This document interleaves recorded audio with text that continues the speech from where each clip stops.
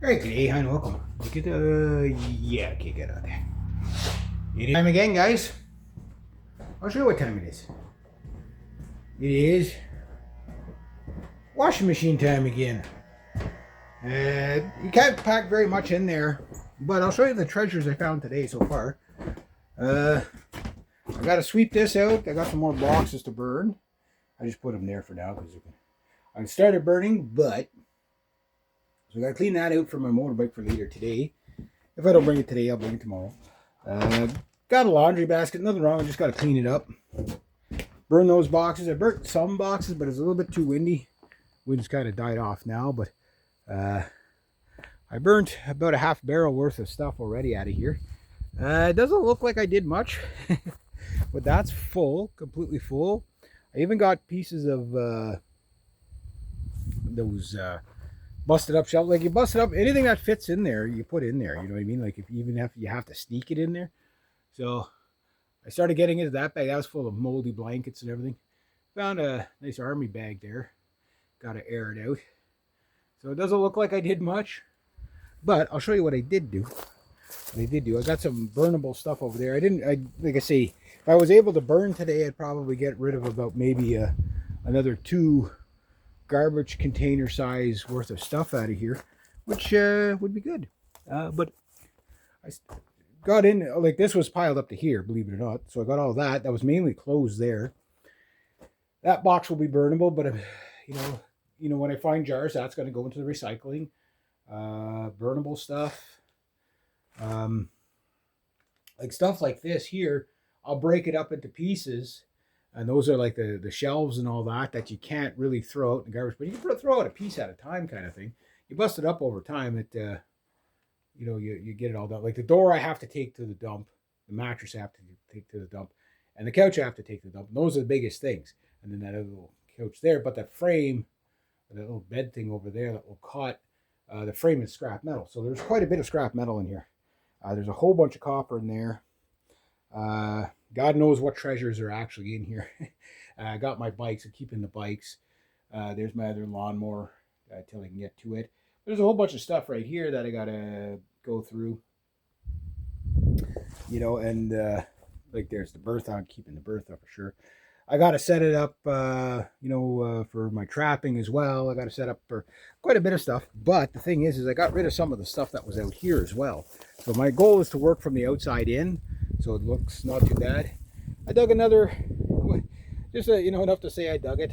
Another line, do a line a day. I'm gonna have to bust with a pick, like 10 feet back. I'm just gonna start busting it up, and I want to get this out of here because all the plastics and stuff like that. So I got to come up the hill 10, 12 feet, whatever it is. I just got to start to bust it up now with the pick, and just keep working at it. Like these cinder blocks, I got to get those. There's some good ones there. I got to get all that stuff out so I can come through here with a mower at one point. So I burnt a little bit. Cactuses are having a good time outside, I think. They're not dead. That one tried to kill himself. That one and the other one tried to kill himself this morning or last night or whatever. So I said, oh, maybe they're just sad. And I come to the conclusion why they tried to kill themselves. I didn't name the cactuses yet, so no wonder they're mad at me and attacking me and all that kind of stuff. Yes, these cactuses are attack cactuses. They keep attacking me. It's not like I walk into them and stuff.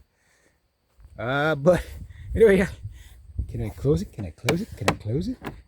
Sure. That's closed. It counts. There's no food or nothing in there. It's just I don't want the squirrels pulling it all apart. I don't really want to touch that too much. That's stuff close from the basement. But yeah, I've got lots in there. Like this thing must weigh about 200 pounds now. Yeah. So I didn't get the insulation and stuff like that. That I got to get bags for. And, even if I get rid of a bag every 2 weeks, I don't care as long as I can get rid of it.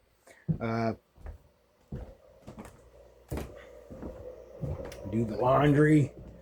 I'm not going to be spending too much time down here today because it's work day today where my client's going to be this afternoon. It's going to be like a 10-minute job, but it's going to be about like a 10-minute drive to do that 10-minute job and then 10-minute drive back. So probably about a half an hour's worth of work is all I'm going to get today on the pay.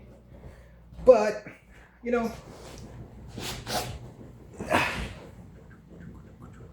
There's a washing machine. I'm gonna have to. You ever see that guy? He does like such and such goes metal. He gets like people screaming and raving and stuff like that, and he puts a metal track to it. I'm gonna have to start doing stuff like that with my washing machine. See how many beats I can come up with the washing machine. But yeah, so if I can get the motorbike down here today, I don't think I'm gonna start pulling the ductwork out of the basement yet. I wanted to start that today, but the problem with that, and there is a problem, an inherent problem with that, is you're working on top of yourself, right?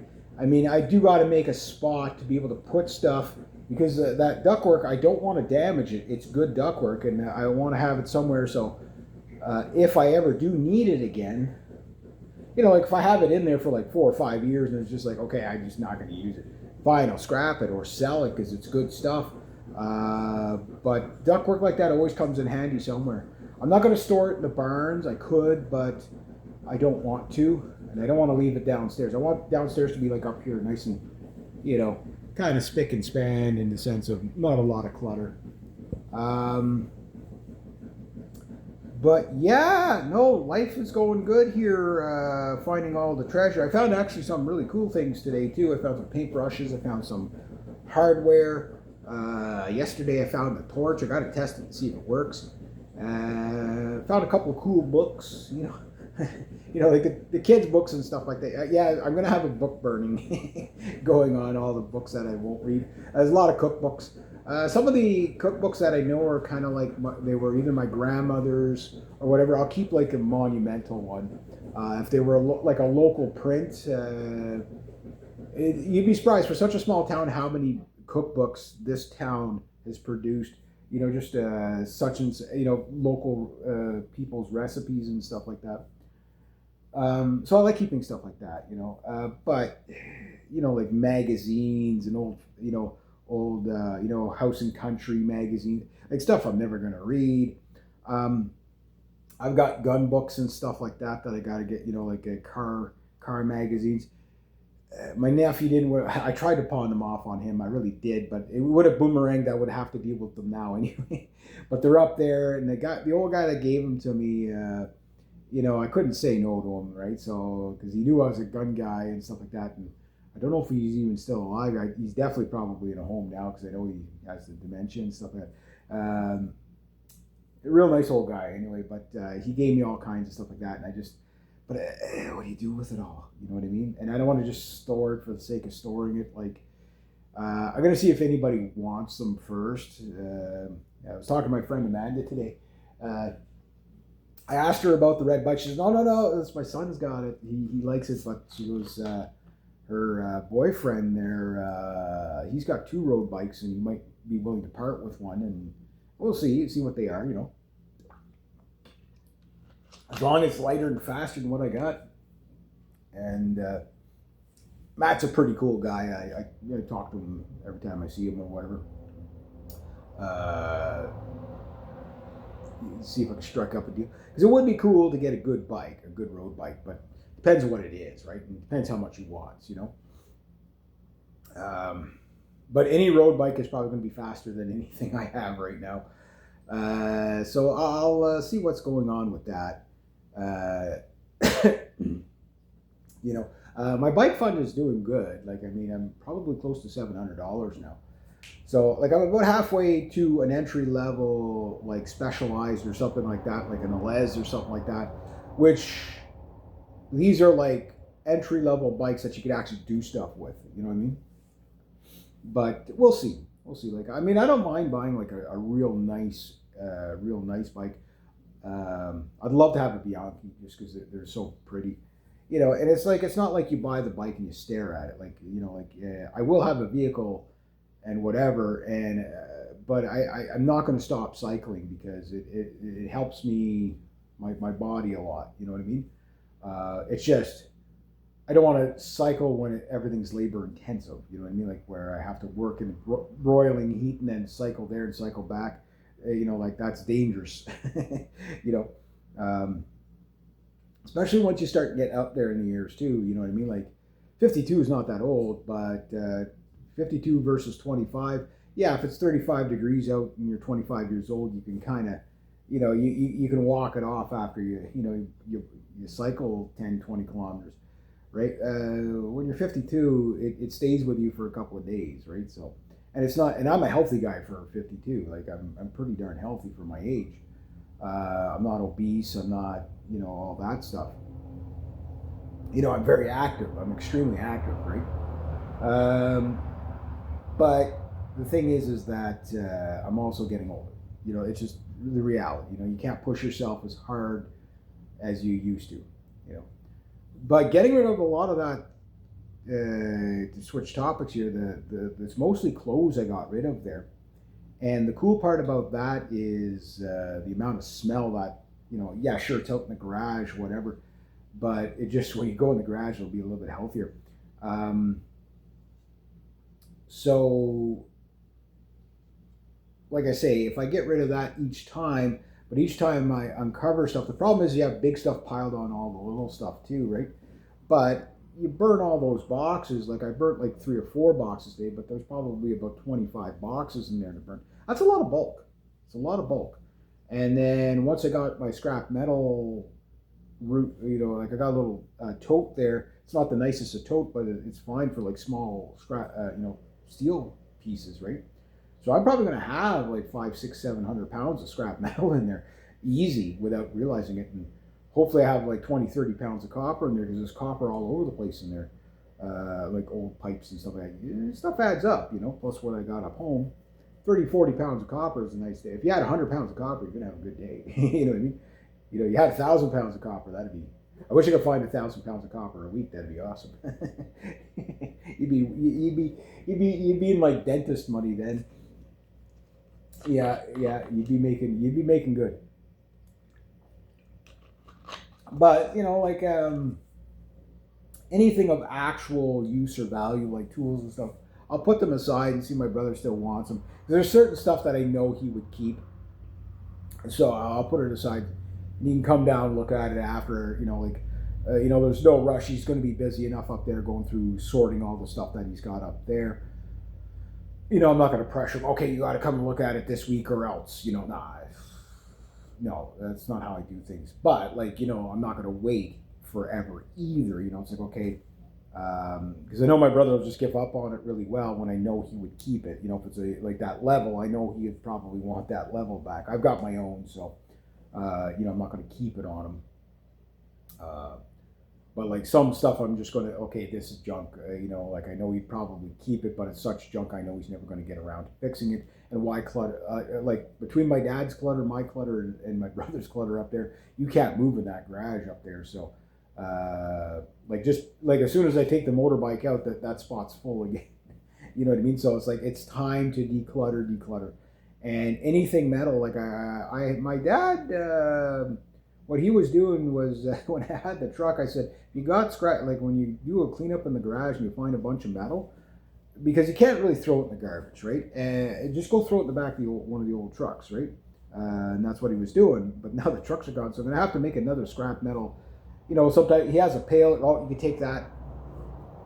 Like once I get a vehicle, again, like even if I take like say 200 pounds of metal with it like in the back seat or whatever, okay, it's only 10, 15 bucks or depending on what, like if it's 120 a ton right now, it's dropped a bit, but it's regular through the season, about 140 a ton at the local guy. So if I take like 200 pounds a week or whatever, a tenth of a ton a week, you do that for 10 weeks straight, you pretty much you clean up all your clutter. Speaking of clutter, last night, my nephew and I went through the fridge for the first time. I said, we're going to clean up. This is going to be our Sunday ritual. We're going to go through the fridge really quick to see if there's anything rotten. I found 2 jars that were, God knows how long they were in there. I said, okay, go open them and dump them out in the bush. Bring back the containers. He came back in coughing and gagging. He's like, I said, where are the containers? He goes, they're out there. They're out there. So I said, that's why we're going to clean it out so we don't have stuff like that. But the one jar we're going to keep is it's a mason jar. But the other one we're going to put in the recycling. But I want to show them the whole process. Okay, you got the can. You take the label off the can. You wash the can. You put it in the recycling. And same with the jar. It's not that I expect them to do it all the time. The idea is to plant the seed of the, you know, taking initiative and stuff like that, because like I'll explain things to them like, when you do something, doesn't matter what job you do it the best you can, because someday you're going to work for somebody, and if you don't do the best job, you're not going to get a good reputation. And then I explain, my clients that you met, some of my clients you met, yeah, the reason why they keep getting me to come back is because I do the best job I can do. And you just keep doing that, and over time, it's like kids will just sponge that up. So yes, when they're kids, they'll look for the easy way out on everything because they're kids. Don't take it personal. You did it too when you were younger. But the idea is overall that you're teaching them rather than, okay, you have chores to do. That's not the point of it. The point isn't, okay, chores to do. The point is to instill responsibility that leads to a work ethic that leads to confidence and stuff like that translates later on in life. That's why you do it. That's, it's not because you, like when my nephew does helps me with the dishes, I don't give him the whole thing of dishes to do. I do most of the dishes. I just get him to help me clean a few, you know what I mean? Like just, dry a few, whatever. Take out the garbage, like stuff like that. So about 10, 15 minutes of that, and then he's got the rest of the night to do whatever. He doesn't actually mind, and you make it fun. You make it fun. It's all kids. If you don't make it fun, kids don't care what they're doing as long as it's fun. That's 90%. I was like that when I was a kid. Every kid I know growing up was like that. If you make it fun, they'll do it. So if you make the chores fun and you're with them and doing it, rather than, okay, it's your chores, go do it. You know what I mean? Like, make it fun. Have a conversation while you're doing it. And all those guys out there, there's a lot of guys out there that like, oh, men doing housework and stuff like that. Okay, well, no, that's like that's woman's work or whatever. It's like, no, you keep your home. You know what I mean? Just like there's no assigned role here. You do it because you want a nice place. You don't want to have to do what I'm doing right now.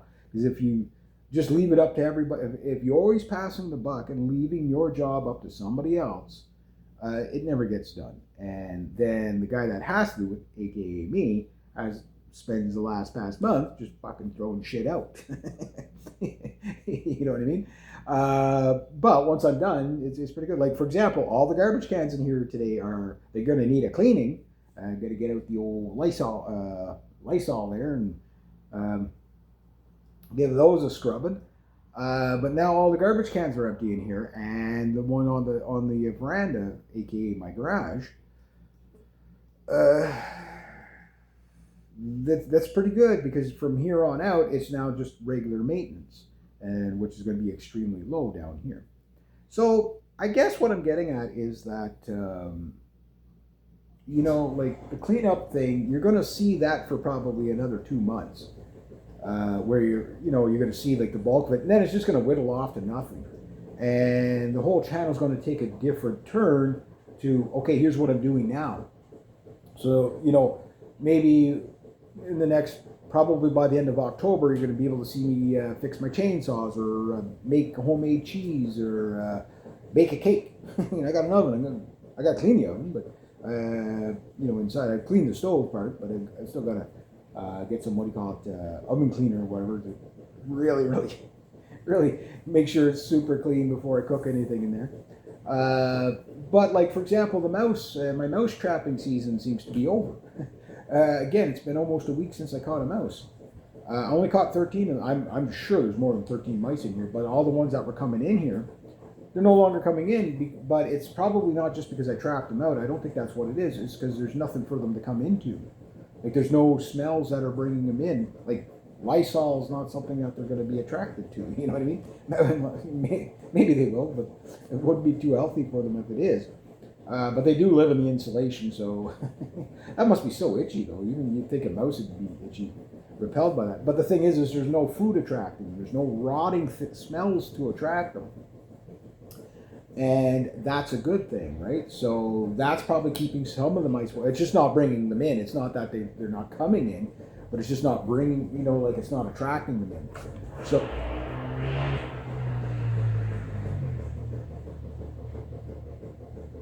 Probably my cousin.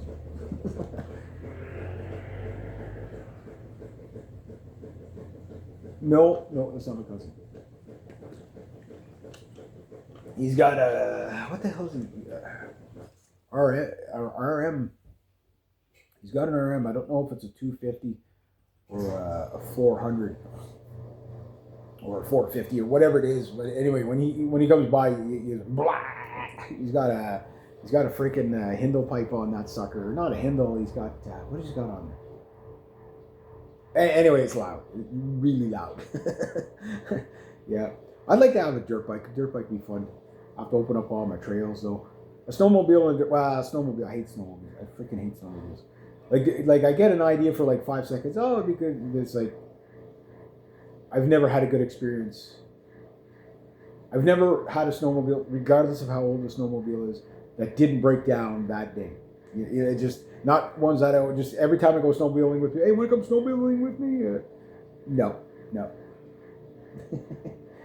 Like it'd be fun to have one. Okay, you take it out for the 15 minutes where it breaks, you pick it up in the spring. It's like my cousin bought a brand new one. And it's like it's broke all the time, and he doesn't hammer on it. Like I mean, the boys don't even hammer on it that much, and it's freaking broke all the time. But it would be fun to have, But it's like boat motors and snowmobiles are extremely high maintenance. You need a garage for those things. I'll stick with the motorbikes. I'll stick with broken motorbikes rather than broken snowmobiles. It's just another thing in my yard cluttering up. But anyway, today is more about just getting a little bit done. But the thing is now, what I'm noticing in there, that most of the stuff I'm going to have to throw out, yeah, there's going to be a lot more in the garbage can, but most of the stuff is like glass jars and stuff like that, mostly recycling oriented.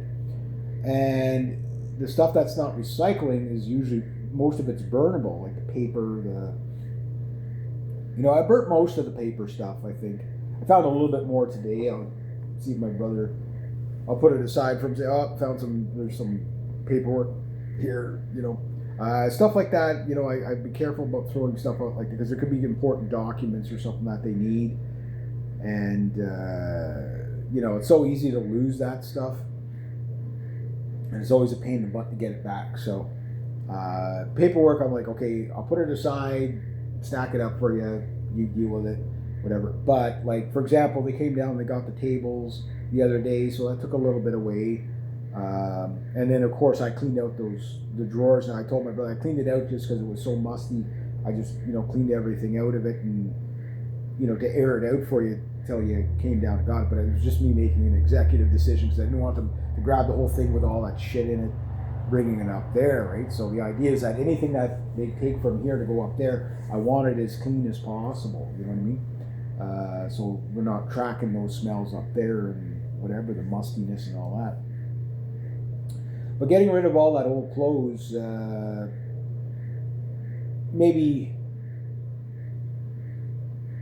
like there's not as much clothes there as you'd think. There's quite a few bags, but like that garbage can holds a lot of clothes if you pack it in there strategically.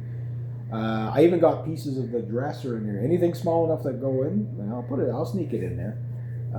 So like the dressers, okay, maybe it takes me 6 months to get rid of them. I have to bust them up. The parts that'll burn, I'll burn. The parts that you shouldn't burn because they're toxic, I'll just bust up in small enough pieces that get rid of it in the garbage can. Why not?